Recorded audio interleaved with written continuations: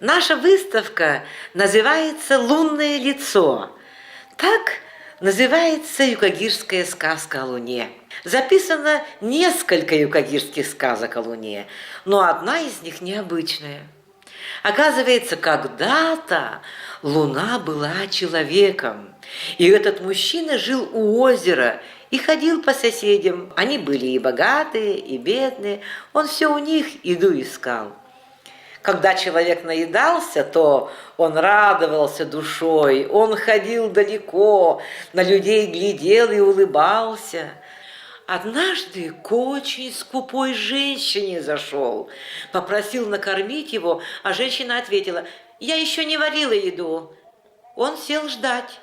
А она нарочно на очень медленном огне варила.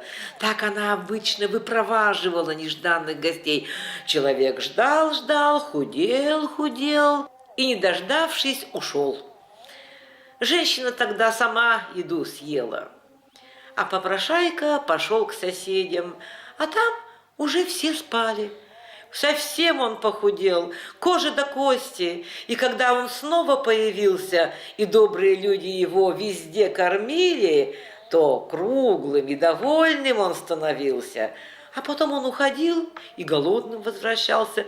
Так он в луну превратился.